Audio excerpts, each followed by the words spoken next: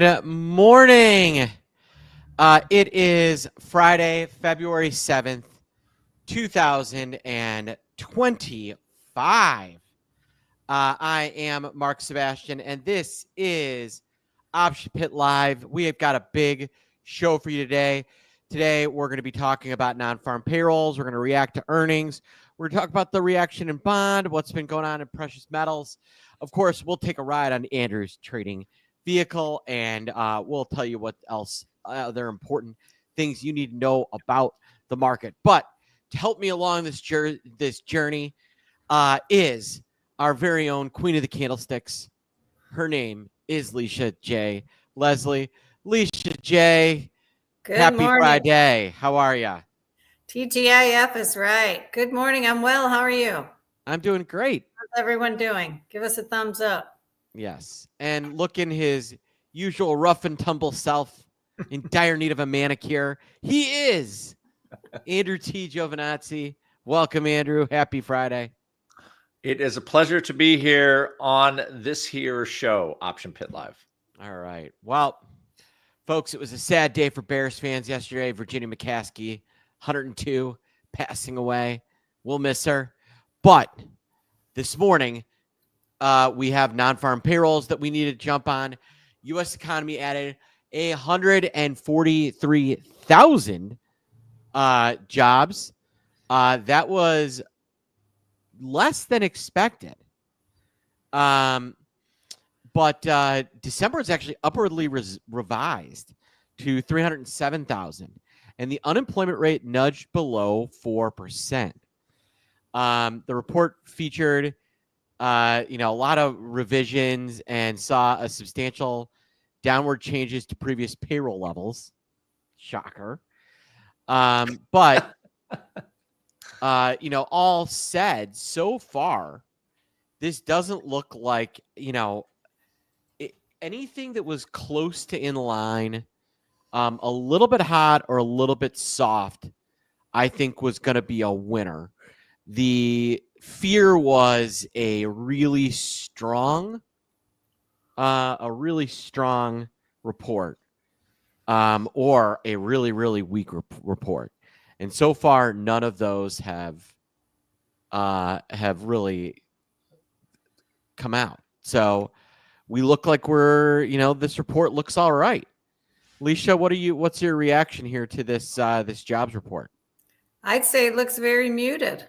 Very muted. And I think that we're going to rally. We're going to continue to rally. Yeah, a couple of high wave candles off of that news, I would say, for sure. The range on futures on that announcement, 61.15 and 60. It had a $40 range on my 5-minute candle there. It's a pretty nice one. This one, not nearly as much. Seems to be a lot of confusion around whether this is good or bad so far. Andrew, what's your take on the jobs report? It's nice to see that. It's nice to see more jobs. I think you always want to see more jobs. There could be again. Why?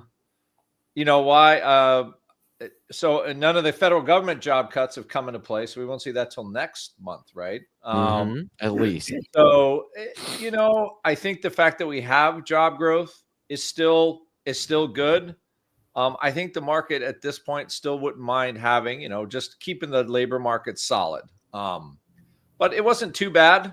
So overall, though, I think it's good enough to kind of keep us sort of on the path that we are on. Not bad enough to derail, but good enough to keep us on the path. And then ultimately, you look at what, how VIX is going to react. Is reacting up or down? And right now, it's kind of.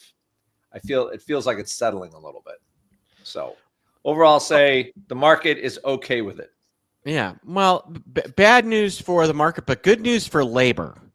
U.S. Jan average hourly earnings up 0.48% or 17 cents to $35.87 an hour. That is up 4.06% year over year. So theoretically, wages are outpacing inflation right now. by about 1%. By about 1%. So, folks, this is where we would play catch up for. Now, with how fast inflation was in the end of 2023, early 2024, we got a lot of catch up to do, right? In order for the Americans to feel stable, right? But this is definitely a positive for the worker, not so great for corporate America. What's your take on the average hourly earnings that just came out, guys? Good news, they're going higher. Probably not high enough, though, right? Also, I think for listeners, did you make more money? I mean, they could put something in the chat like, hey, yeah. I'm making more money. Everything is awesome. Like, are you actually feeling these higher wages? I highly doubt it. If they are members of the Option Pit team and are trading with you guys, as in Licia's Double Your Money challenge, or something like weekly profit cycles or our zero GTE strategy, then the answer is yes. They made more money.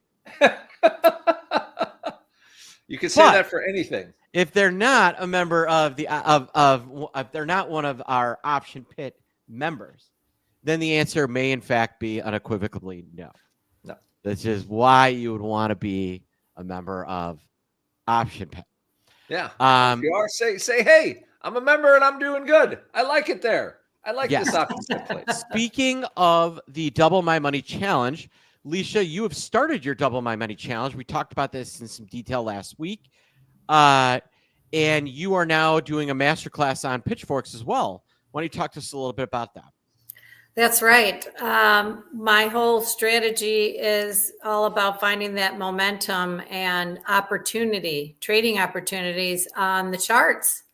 And we do that with a combination of pitchforks and candlesticks. So yes, I have a pitchfork masterclass. They're very easy to learn to use. They're very effective. They'll give you price targets and help you figure out your stop losses, and that we need those to put on options trades. So come and join us. It isn't too late. We just started. It's going to be great. We're going till August 3rd, and I'm going to double my account. Come and join me and double yours.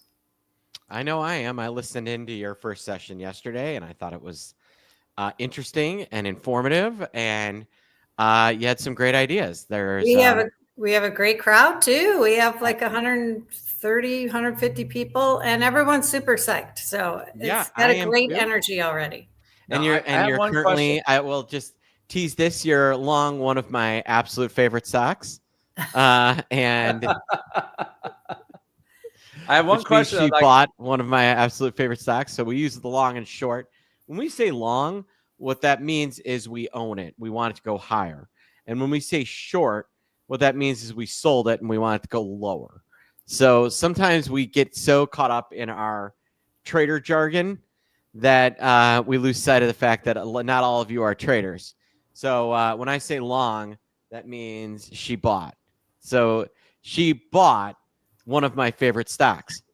So yeah, Licia, your small account Double My Money challenge is perfect for anybody, I think, that's looking to start with options, because it's simple calls and puts. Yes. Quick hits, but not day trading mostly. It's in today. It's I'll pay you today for a cheeseburger on Tuesday, right? Or no, that's not what these say. No, anyway, we're geared towards having a smaller trading account. Yeah. So no day trades, no pattern day trading. But yes, we're looking at quick turnarounds. Like I said, riding that momentum we see on the charts, quick turnaround, 2 to 3 days, sometimes a week, to double our $5,000 to $10,000. Yes. But isn't a big thing also teaching people how to manage? Like, so if you want to learn, like, the key thing is Licia has great ideas, but if you don't really learn how to manage the account, manage your dollars, manage the dollar risk, that's, I think, the secret goodie that you're going to get with the challenge. That's Yes, of course, that's absolutely part of the strategy. so if you're brand new and you're like, well, how do I size this? How do I do it? Like when you have all these questions, that's, I think, a big thing that's exciting, at least for me, for Alicia's account challenge, especially for all the new people that are starting. So Risk you're going to get a management. good education on that. Now, one of the things that Licia is not going to be doing in her small account challenge is earnings plays because they are a complete crapshoot. But they're very interesting and insightful after the fact. And we had, at least for the next couple of weeks, the last really big one. We'll get NVIDIA at the very end of the month, and we'll get Broadcom in early March. But Amazon reported last night, as we're discussing, it is down about $6.50. Not a huge move on any level, but big takeaways was their big CapEx spend, $100 billion. They are not messing around. Amazon, my two takeaways: one, Amazon is still firmly hell bent on never making money. That's reportable, right? They hate a profit. All right. Because Amazon makes money left and right, but they're just excellent at not reporting a profit. If that, do you guys understand the difference there at home? The difference between making money and reporting a profit? Yeah, they could do half the CapEx and make 50 billion. Yeah. In reportable profit. Yeah. I mean, they're still making $50 billion, right? So or they can do zero CapEx and make 100 billion extra. Yeah, their ability to write things off and to,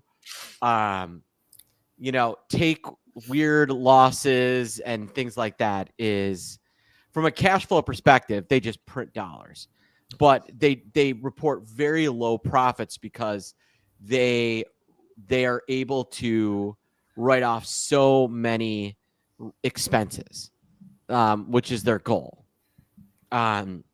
Expenses that you and I don't get to write off, folks, as well.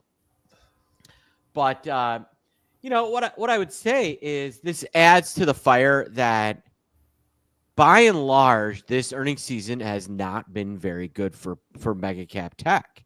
That's been my takeaway. Licia, what are you? And I'll expand on that in a second, but I want to hear from you guys first. Licia, what's your takeaway of this mega cap earnings season so far? Well, like you said, they didn't, and you actually, both of you have said last earnings, if they're not great, what's going to happen? And we saw that this time, right? They weren't great. A lot of them collapsed, but our write-up for Ticker Highlight this week is focusing on those grade 8 stocks, and I think there are a couple. I see 2 or 3 that might be a good little scoop here. So people have to wait till Monday though for that. Yes, they do. Andrew, what's your hot take on mega cap earnings? I think basically the mega cap is, I think it's the last of the COVID hangover. Like, we had the COVID, everybody was, they all jumped into, I'm doing twice as much Amazon as I used to do. I'm door dashing my head off. I'm Ubering my, Uber Eats. I'm Googling everything. I'm Amazoning. Oh, my iPhone. I'm out on it 24 hours a day because I'm just stuck in the house. Right. So I think there was some hangover for that, and dollars kept going into those stocks because they felt safe.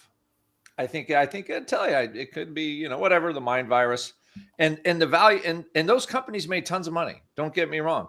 They do make a lot of money. Ton of money. The issue that you and I have, and Licia, the three of us, okay, they make a ton of money, but now you're putting multiples on them at fairly gargantuan levels. Like Apple really hasn't had revenue growth in 2 years, but it's 30 times earnings. So 33 times earnings. Get it right. 33 times earnings. Get it right. So, and I think, Mark, you had a good observation with that on, like, people were kind of, okay, like treasuries are freaking us out, so we're going to go to Apple. That happened a little bit toward the end of 2024. Mm-hmm.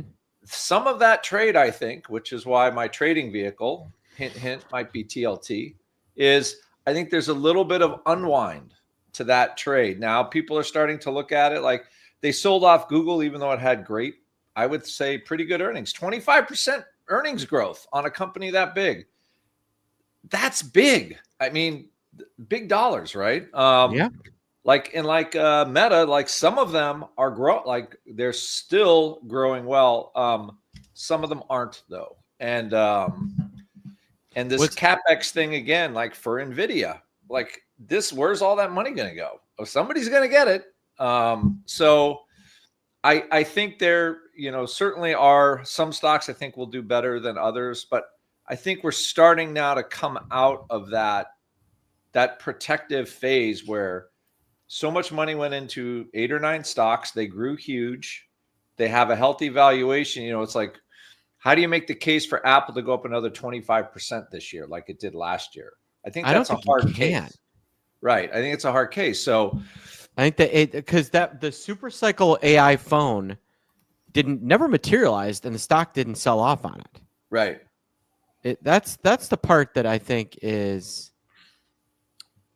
But they still make gobs of cash. So it's just how much do you want to pay for that? Or is the market going to start looking for some other stocks, which again, Licia's Challenge, my Flash 10.5, all those. I think there are other stocks now where the rest of the economy, I think, is going to start to participate, or at least the other stocks participate a little more. So money leaving some big tech could go to some other places. Now, there's still going to be some darlings. Yes. AI darlings, like AVGO is $1 trillion company with 200 times earnings. Like that's a chip maker. Like back in the 90s, you saw earnings like multiple like that on a chip maker. You're like, wait a minute, isn't there a chip cycle? One thing I don't think anymore. I don't think there is a chip cycle anymore. I just think that's what they're alleging. Yeah, you can't make enough of them. So just how much do you pay for it? So anyway, I think overall, I think it's healthy. And for traders, like keep an eye on, you keep an eye on the VIX. And if the thing that would surprise everybody the most is VIX starts to actually make lows when the market makes new highs, because we haven't seen that in a while. And I think you're going to pick some people up off the floor on that one, because they'll be like, no way. They're going to climb in at 15, get long again, climb in at 14 to get long, and then it's 12. That's exactly how that crap that I was going to curse again. That's exactly how that happens. Yeah, I mean, you would argue that most of these, I mean, these are $1 trillion companies with extremely high multiples. Back when what was interesting is they used to penalize Apple for the exact same thing they're now giving it a bonus for. Yes. Used to lament, and I want to say this is maybe 10 years ago, that it only had a PE of 10. Yeah. Because they were like, well, they're always worried that the growth cycle is going to stop because people are going to stop upgrading their phones. And now they get a bonus for that. And the 33 PE, which is, folks, is price earnings ratio. So that's the price of the stock divided by the earnings per share. And that is basically the market's measurement for whether a stock is overpriced or underpriced. And historically, mega cap stocks had a PE of between, call it 15 to 20. If they were really hot, they might get to 25. And now all of these mega caps are in the 30s, sans 2 of them. And it just happens to be the 2 that are growing. Licia, what's your takeaway here on these mega cap earnings so far? Google, Meta, Apple. As I said, I'm a chart reader, guys. You guys cover the fundamentals, all that. To me, it's gobbledygook. I look at the charts, and I know it's not gobbledygook, obviously, but maybe a little. You heard it here first, folks. Licia J. Leslie, ignore fundamentals. Both hands. I'm a chart reader. And I know 3 of them are going higher. That's all I got to say. And you'll find out on Monday. Join us, Sticker Highlight Show. No, I think some of these are. When I look at I am praying for Google to pull back a little bit more so I can pounce in. I think it gets down to like 175. With the nice bump in earnings, that price earnings ratio is down to 23. Gets down to 175. It'll be 20. That's actually that'll be like a level that I would have thought about investing in the year 2014. Right. Right. Yep. I'm trying to put my 2014 brain on. Like, what would I've done in 2014 in terms of long-term investing, and when I'm looking at fundamentals. And I'm a little worried the NVIDIA super cycle, despite the AI investment, I'm a little worried this NVIDIA super cycle is getting a little bit long on the tooth. That's another worry for me. Speaking of things that are worrying, and maybe this is not worrying, one of the big reasons, you heard Andrew say, the market would be floored if we got a new all-time high and VIX was at a new low. One of the things that was stopping that was the bond market. And the bond market has been so bad for so long until the last 2 weeks when it has turned around.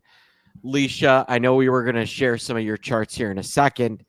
Do you want to talk about what you're seeing in the bond market and how it's reacting? Because it caught me a little bit more flat-footed than I was surprised at how quick at the sharp turnaround late last week, early this week.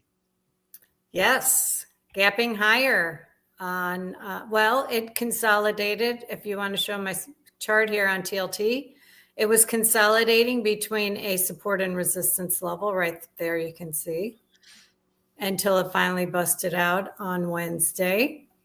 Trading right up to 89.59 support. Today we're down a little pre-market, but I think we hold this level, and I think it trades higher, 91.5 possibly.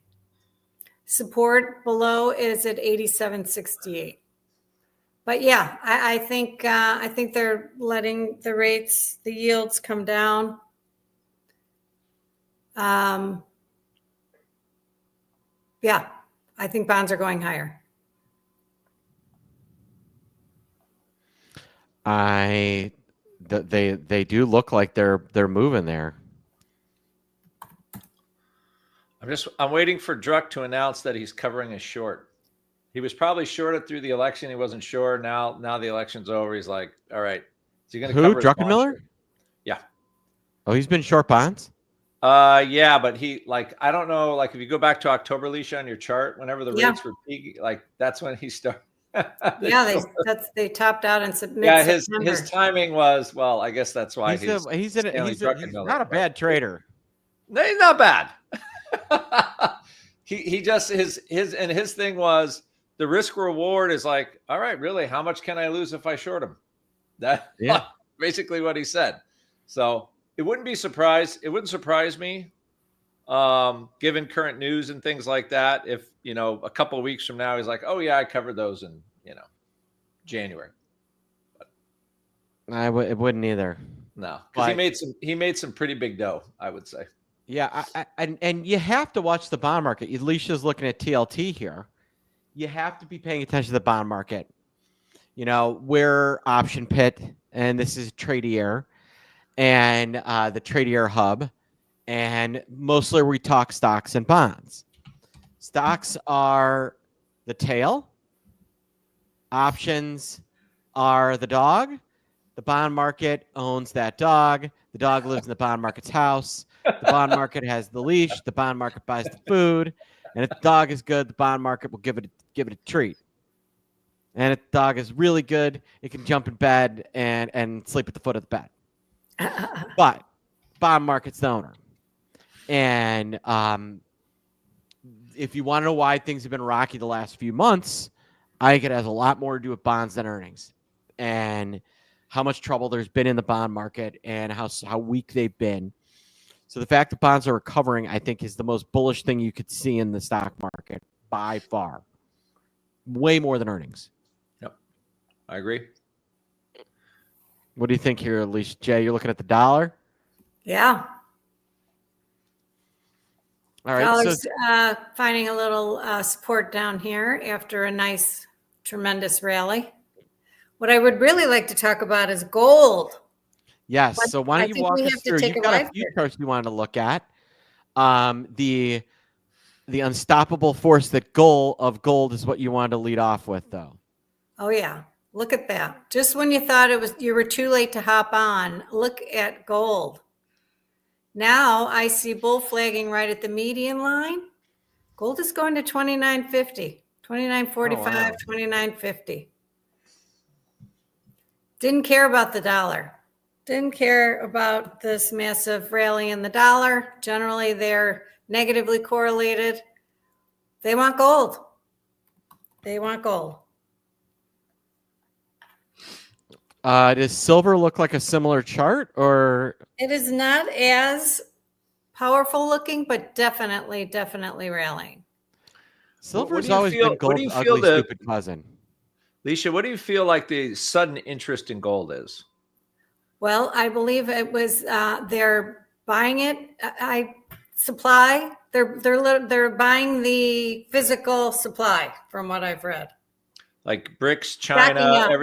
Yep. It feels like they're trying to get away from the dollar or dollar-denominated assets and just buy. Right. So that's again an But interesting. a lot of it's based under. A lot of the buying is U.S. based. Oh, really? Yeah. In New York, yeah. It's not BRICS. I wonder who's buying it. China doesn't have any money right now. Oh, they don't? No. China doesn't have money? No.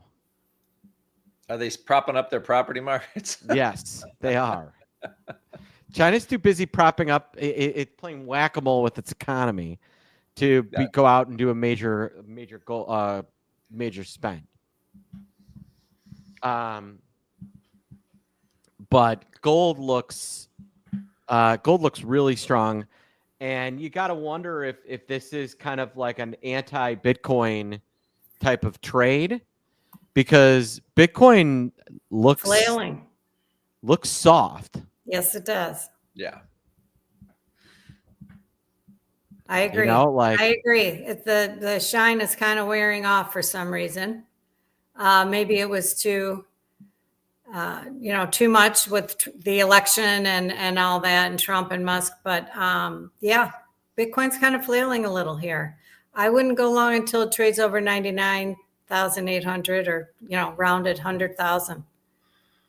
I wasn't there's a lot of rumors about Bitcoin's going to be a reserve, the government's going to buy Bitcoin. I'll be interested to see if that happens. I would be states. I would be surprised, but nothing surprises me anymore. Just what would the use of tax dollars buying Bitcoin would be. It probably serves a lot more use than us owning Gaza. I'll tell you that. So it would be. I think there was a little bit of speculation on that. I wonder if there's a little bit of now that it's not really happening anytime soon. But here's my question for you folks at home. So I will bet you $1,000 that each of us at one point in time, talking to many of you, Licia, Andrew, and myself, said, is there a level where you're going to definitely take some money off the table on Bitcoin? And each of you said when it hits $100,000, I'm going to sell some. Right? Does that sound familiar, Licia and Andrew? Yep. Back when it was 40. Yeah. How many of you sold any? I'm going to go with a solid 27% of you followed through on your sale. And the rest of you are being greedy and are going to, and are not. Let's put it that way. I bet it's less than 27. Licia bets it's less. Licia's thinking 10. Yeah, 10. Andrew, what are you thinking? 10%. I'm definitely going with a less than 27%. You know why? Yeah, because it's still around 100. I was being generous to our viewers. Yeah. Because we have a smart audience. But I just, it's hard. It's hard to let things go when you see that much green on the screen, on It something like is. that. But that would be a good Speaking, thing to take Licia's class for. So it he's would like, be listen, because she'll help you you can see get all some the green you discipline in your want, but life. it might not be there tomorrow, everybody. Yeah. She'll help you get some discipline in your life. Yep. So speaking of green and interest rates, one of the indexes that I think could be a big winner out of all this would be the Russell 2000, right? Rates pulling back and the market being generally bullish. That should help the Russell 2000, which has done nothing for 5 years. Yep. It finally do something with its life. I think it's got so. a shot. There's a lot of like small banks, a lot of oil, a lot of, small. Again, I would say Russell 2000 to me is always Main Street, right? Yeah. Like Main Street economy kind of. And if I'm going with my COVID thesis about where money went, right?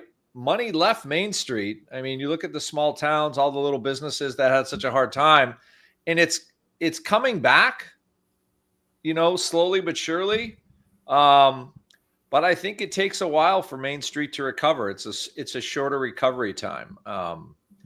But maybe now's the time. It looks like Russell is doing pretty good. I think I bought some Russell down in the 190s, but I haven't added anything to it. Mostly, but I don't think it's a bad idea.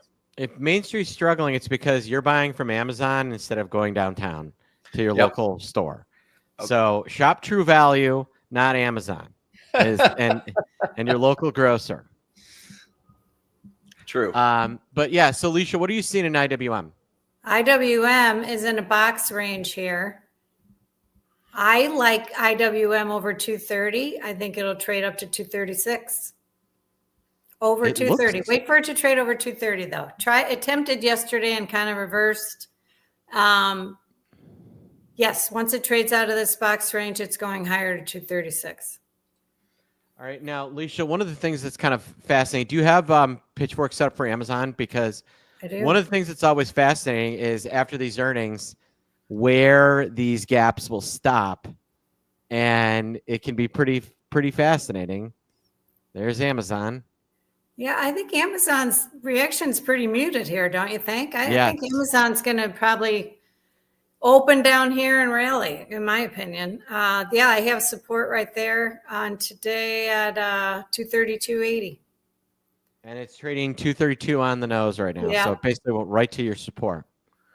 Are there any other major names that you're kind of you wanted to point out here before we take a ride? My two are gold and IWM. Love it. All right. Well, then you know what is always gold is Andrew's playlist that is always running on Andrew's trading vehicle. In this segment, Licia and I are going to sit down and relax and listen to Andrew discuss an important topic on trading. So with that, I will pass things off to Andrew for Andrew's trading vehicle. Take it away, Andrew. Thank you very much. Thank you very much, Mark and Licia.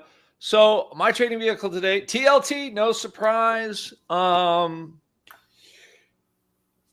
hope Druck covers this short because I'm buying a little more TLT. There's a couple things I just want you to notice that I think are odd. One is, I know there's a lot of bonds out there. The government issues them every quarter, every month, every week, whatever they sell them.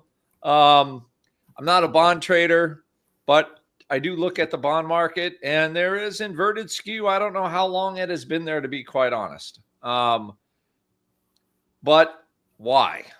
Okay, why are the March pars trading for 11 cents in TLT?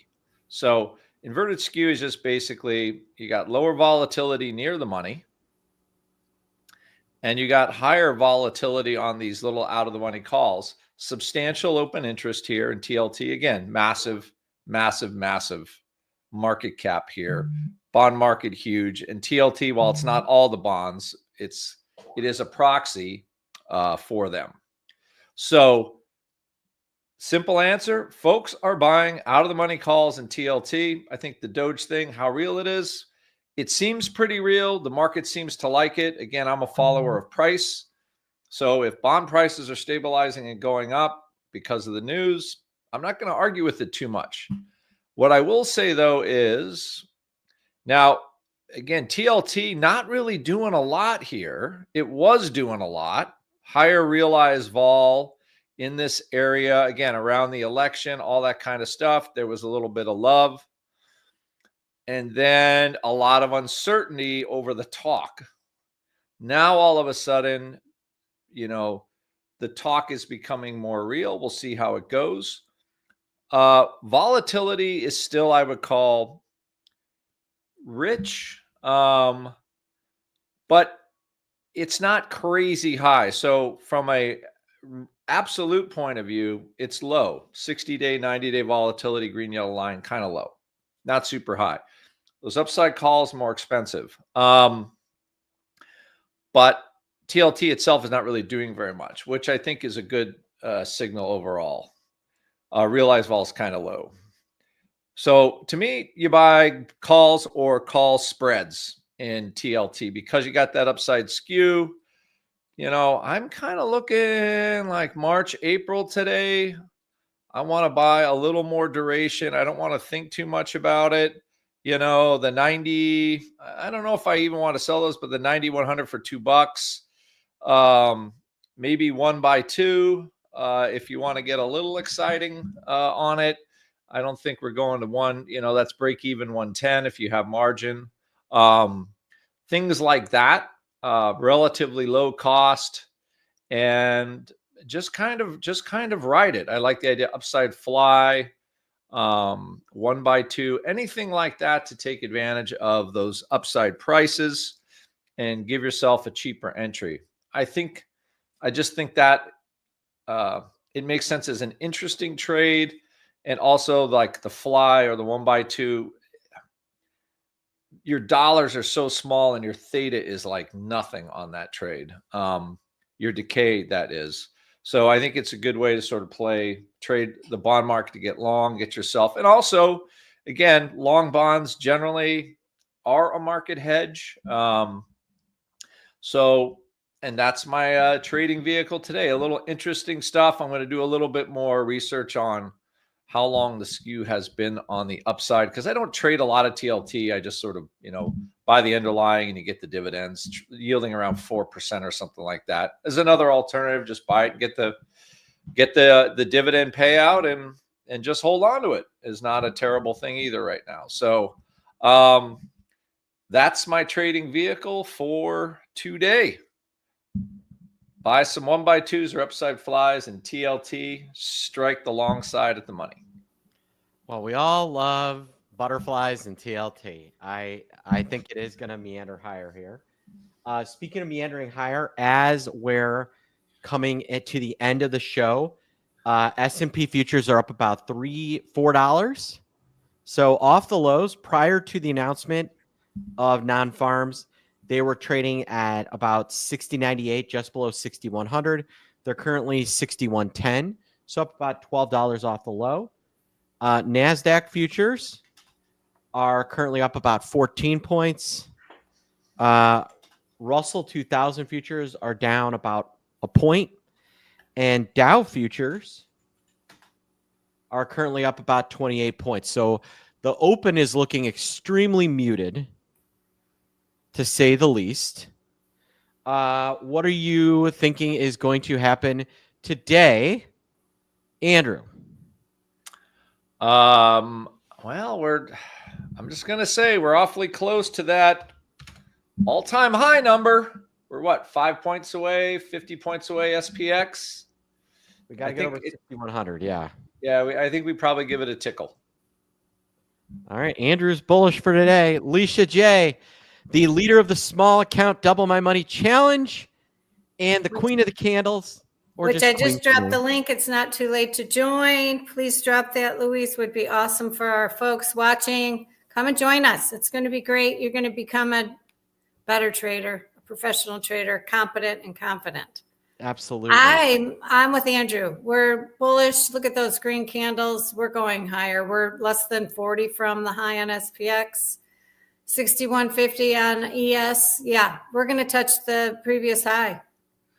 There'll be some resistance there, but we're definitely going to test it today. Yeah, the market isn't really moving much, but VIX futures did take a little bit of a dive. I'm with you guys. I think today's going to be inside. I think S&P's close right below 6,100. 60.98.23. That is my guess. That works for me. For the close. So call it up 15 points. Inside day, but marginally higher. All right, folks. We're up against it. We're running out of time. So once again, I want to encourage you to join Alicia's Small Account Challenge. She dropped the link there. I want to thank you for spending your Friday mornings with us. It is good to be back with you guys. I missed you guys. I'm glad to be back. And we'll be back as we are every Friday at 8:30 a.m. Eastern Time here on the Tradier Hub Network. So for the Viking of Volatility, Andrew T. Giovinazzi, and of course, our very own Queen of the Candles, to me, just Queen. She is Licia J. Leslie. I am Mark Sebastian. I am your only option.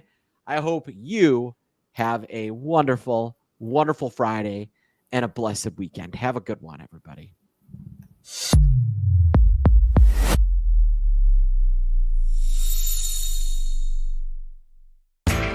You know how the financial world goes. Here comes the buzzkill. Please make sure to take some time to read this boring disclaimer. We will owe you one.